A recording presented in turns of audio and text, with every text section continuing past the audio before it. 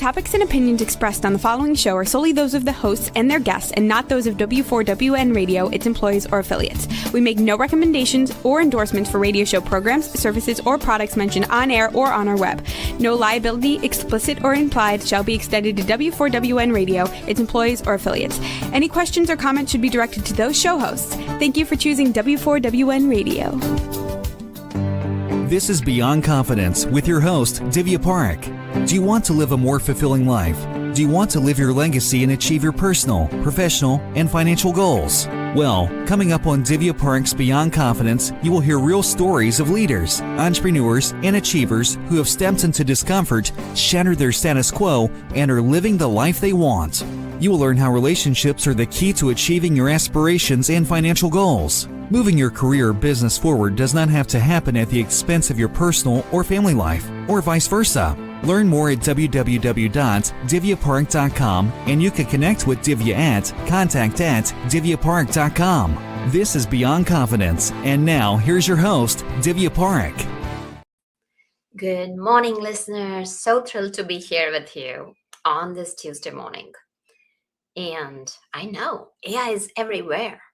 Influence is everywhere. So I want to thank you personally who have got the books, whether it's expert to influencer or the AI agency. If you are looking to develop and build that agency in AI or your influencer leadership, these are the books for you. Well, let's welcome our guest, Candice. Good morning. Welcome, Candice. And thank you for joining us. Thank you for having me. Absolutely. So share with us as to what was it that got you into the financial wealth business? Actually, I started off pretty early on. Money to me was something that I think as a child actually caused my family a lot of stress. Mm, And so living with that, I think I needed to figure out as a child, I was wondering I needed to figure out how to earn money in order to solve this problem that I experienced as a child. And so when I was in school, I majored in finance and got my degrees and started off as a financial planner very early on to learn everything I needed to learn about money in hopes that whatever I needed to know in order to improve my life, I could use and then also help others to do the same. mm. No, definitely. And some of those lessons stay with us from childhood. So, Absolutely, 100%. They actually start very early. Our childhood shapes us. absolutely. So, just yesterday, I had one of my clients talk to me, and unfortunately, the young gentleman was laid off and he was making good money, and yet he has, some credit card debts and some savings and a couple of months of severance pay. And then he was so stressed out. So, before people get into that place, the financial anxiety can definitely impact the interviews he's going to give. So the financial anxiety can crush people sometimes. Mhm. So tell us, where does that financial anxiety usually stem from? Financial anxiety is very real, and a lot of times we feel it immediately in our bodies, and then it starts to show up a lot of times in just stress in our lives. But it stems a lot of times from uncertainty. We're human, so uncertainty is definitely one of those things that causes stress. Fear of the unknown causes stress. Not knowing what to do, not knowing if you have a plan that feels good. So a lot of those start to come in together when it comes to money because money touches so many things. It's touching our livelihood, our needs, our wants, our relationships, everything. So when we get to that core of those feelings and we don't really have that plan forward that we feel good about, I think stress just naturally comes with it. Mm. So tell us that I mean, we cannot avoid financial anxiety completely because life can throw a curveball, Mhm. uncertainties there, changes happen, layoffs, or it can be natural disasters. It can be anything. So, Mhm. how can people plan, not only financially, but emotionally? How can they bring that alignment into their lives? So a lot of times we have two things happening. We have things that are fully in our control that we can change, and then there's those things that are happening that are completely out of our control. And they're always going to be happening in our financial world. In order to actually bring it into how do we deal with like that anxiety, that human side of it is always going to be there. We're trying to train ourselves to become, I like to say, like anti-fragile. And in order to become anti-fragile, we have to expect that this is actually going to happen.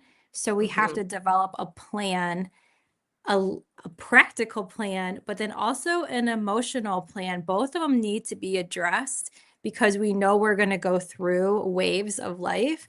But if we can actually have the financial plan and the emotional plan working together, it won't always be perfect as life hits us, but it will be able to maneuver back to that core of how we're training ourselves to become a little bit more at peace as we move through life in that core value of having those two things working together from the very beginning. No, definitely. So, I really like what you're talking about, that bringing emotions and the finance piece together, because the emotional piece is tied to the identity as well. For example, if I've had a client who grew up in a very poor household, so even though he's a financial wealth advisor himself, he just can't let his wife spend a whole lot. So they ended up in a marriage counseling session. So, can you shed some light around the identity? You talk about that identity piece. How does that impact the financial decisions? This is a big one because we spend so much time talking about the logical side, the numbers of money. And yes, that makes sense. But we as humans don't always function off numbers. And the identity piece of who we are, the goal is to build systems around things that work for us. But the issue is what works for me might not work for somebody else because of how we grew up. Our childhood is a big one. Our beliefs are, what our habits got developed in our childhood. So even in marriages, we always see like that you have one spouse that has one set of childhood experiences versus another. Habits are very different, beliefs are very different. So then they start to come together and they have to build a system that actually works together. And that system they won't always agree on each other's systems, but it's important to understand them and to actually just work within them because those are more workable than trying to change the other person to adopt another system. Absolutely. So, what are some of the mindset shifts that people can implement? I think one, the mindset is it doesn't have to be perfect. A lot of movement forward is where you can find a lot of peace. Mhm. Also, having a plan, any kind of financial plan, and really making sure that you have the basics of saving, spending. Why am I doing what I'm doing? For what reasons? So that awareness factor, um, being aware is actually a really great tool. I know sometimes people think face in the mirror, sometimes facing those things that we don't want to face about ourselves. We all have those fun habits. I call them fun, but you know what I mean as far as just the human habits. And we just have to face that we have them. Or when we're doing things that maybe are throwing us off course, facing the mirror is one of the best things to do. It is where the strength comes from. And a lot of people avoid that piece. So I highly encourage self-awareness is one of the biggest things in money management. Definitely. Definitely. And so many times, what happens is that self awareness is there, and yet people know what they're doing is not the right way to go. And yet their patterns take over them. As you mentioned, habits take over them. And then they still Hmm. end up doing what they don't want to do it. Any Hmm. suggestions around that?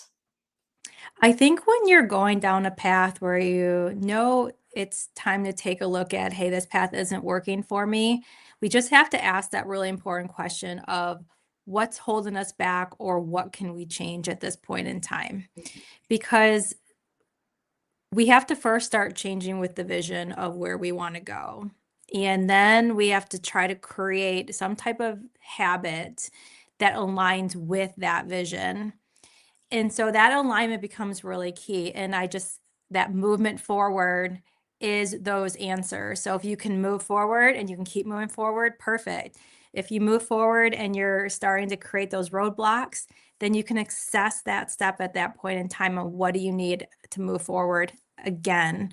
So each step could be a little different, but I would just challenge to, when that happens, ask that question, make sure where you want to go and that action that you're doing are in alignment. If you create a hurdle, try to figure out what's the next step to move forward again. Absolutely. So we've talked about the emotional side, bringing your identity, bringing your emotions into alignment. You have talked about a practical plan. Can you shed some strategies around that? I know you talk about 70-30 rule. So a 70-30 rule to me it's doable, right? So a lot of times when I know we've heard like Weight Watchers, monitor what you eat, do what you can in moderation, right? So in finances, it's creating 70% of the plan that you know that you're doing well. And that 30%, we are human. We're going to explore, we're going to make some mistakes, we're going to learn. But if we do these 70% of our core plan working in the direction we want to work in, we can alter course, we can learn, but that is definitely still taking over that movement forward. And then we can adjust, we can evolve. I feel like if we shoot for those 90%, we shoot for those 100%, a lot of times those bear a lot of stress. We're aiming for perfection and not real life. And that doesn't really work. It just causes more stress and anxiety. So we need something that's doable, that's real, that's something that we can go after, we know we can get. Definitely. So as you have talked about, 70% doable. Now, out of these, people are, as they're thinking about their plan, besides budget, do you have any frameworks or suggestions for budgeting and savings?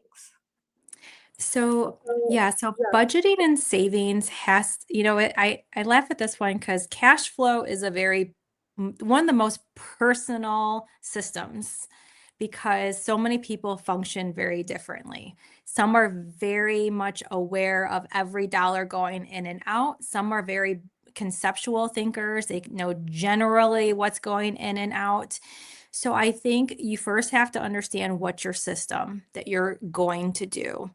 Then after that point, really set up some game plans on how much are you saving immediately. The biggest thing is, can we pay ourselves first? Can we save first? Because we can't lose on that one. If we spend first, then we're sometimes back into do we have anything left to save? So I always learn from the very top is how much am I looking to save? And that's going in a different bucket. And then my spending category is going in another bucket. And if I'm doing giving, that's going in another bucket. So, and then I have to manage my system that works for me.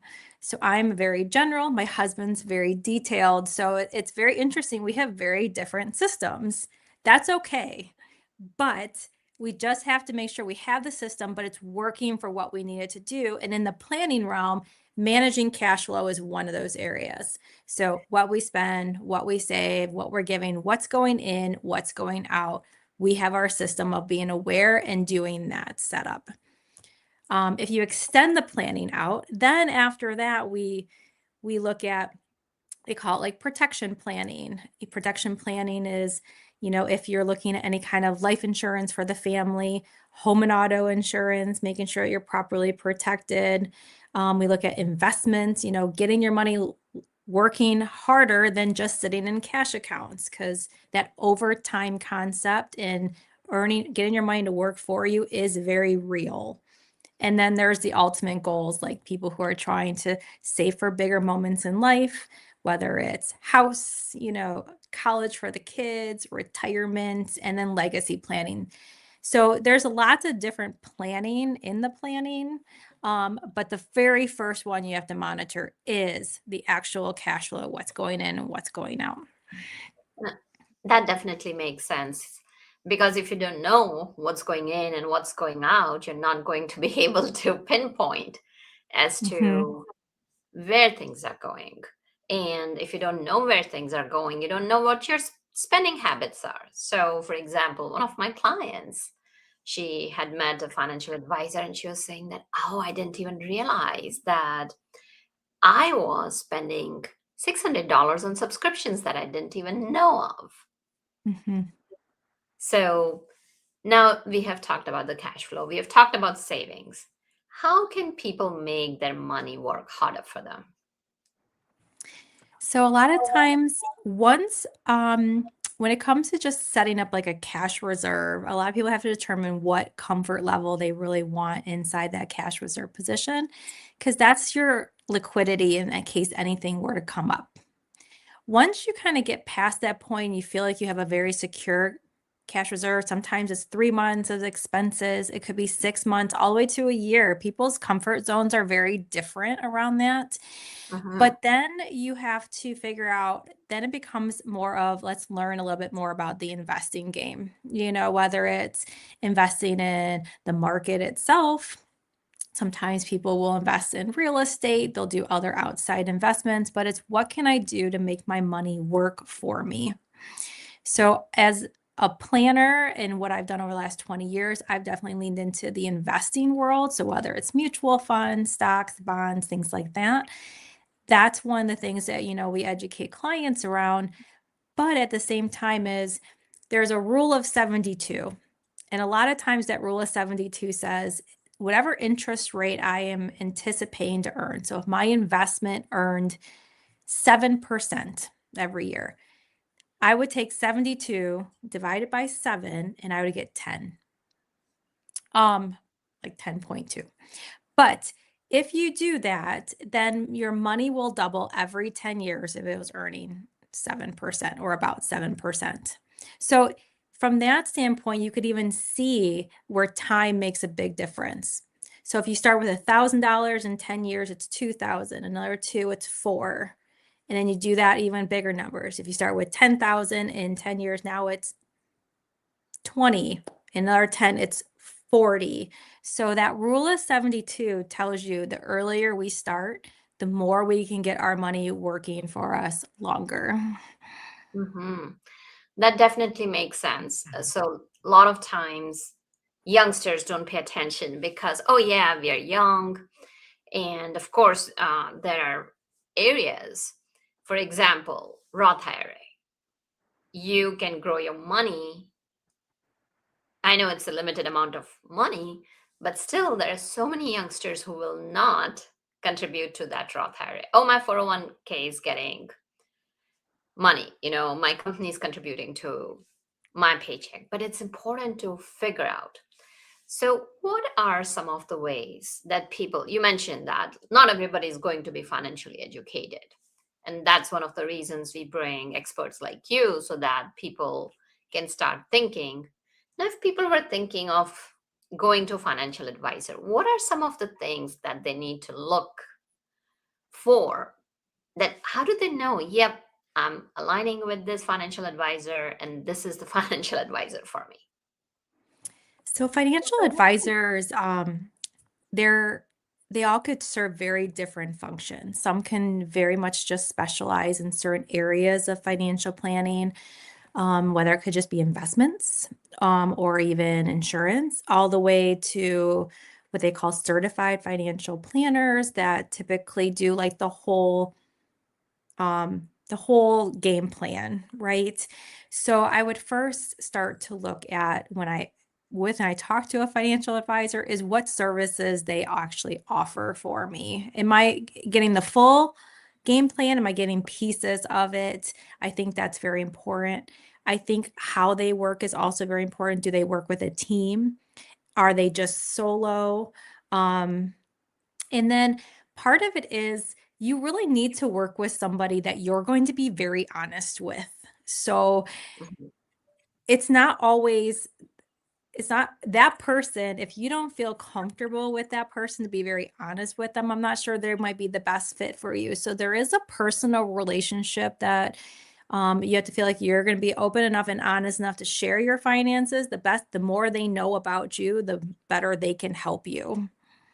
And then also know what kind of resources and fees and stuff like that that they back up with. So, because you really want that partnership to work well, you want it to be a win-win. So you want the transparency kind of all around. Absolutely. And that makes sense. So, do you have any general tips for our audience? I think the most one is making sure that the habits, I always thought the habits are more valuable sometimes, and the skills that you have are more valuable sometimes than the actual money itself. So, because you can always, once you have the habits, you can create the plans, you can create good things coming your way.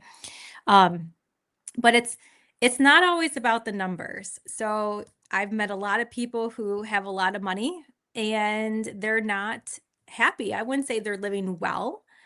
And then I've met people who have maybe less but are. So I think what you have to really make sure that we're doing is a plan. Having money is part of life's plan. We have to talk about it more. We have to integrate it more. We have to know that it's affecting our whole life. So, like when we do life planning, we want to do money planning and we want to do a system that works for us and who we are. That's the best way we're going to find that build wealth, live well together.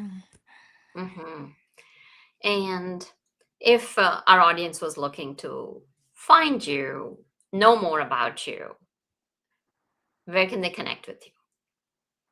So they can go to my website. It's www.financiallywellthy.com. Wealthy is actually spelled WELL. So, and because that's the whole picture is trying to bridge it back together of, Mhm. wellness and wealth together. I want it all. I want my clients to have it all. And in order to do that, we have to address who we are, our life, and our money together. I feel like the integration is very important. So there is a book coming out in the fall, and I do teach the younger generation, the kids as well. So I do believe that's going to be a big thing in my future. I'm very passionate about that. Well, definitely, as you mentioned, the younger they learn, the better the life's going to be. So, any Absolutely. last minute thoughts before we wrap up our conversation? No, save smart and have some fun. Absolutely. Well, thank you, Candice, for joining us and sharing some valuable tips. And thank you, wonderful audience, for being part of our family. Reach out to us. Let us know how can we serve and support you so that you can live the life you deserve. And thank you, Juan, for being a tech genius. Be well and take care until next time. Thank you for being part of Beyond Confidence with your host, Divya Parekh. We hope you have learned more about how to start living the life you want. Each week on Beyond Confidence, you hear stories of real people who have experienced growth by overcoming their fears and building meaningful relationships. During Beyond Confidence, Divya Parekh shares what happened to her when she stepped out of her comfort zone to work directly with people across the globe. She not only coaches people how to form heart connections, but also transform relationships to mutually beneficial partnerships as they strive to live the life they want. If you are ready to live the life you want and leverage your strengths, learn more at www.divyaparekh.com. And you can connect with Divya at contact@divyaparekh.com. We look forward to you joining us next week.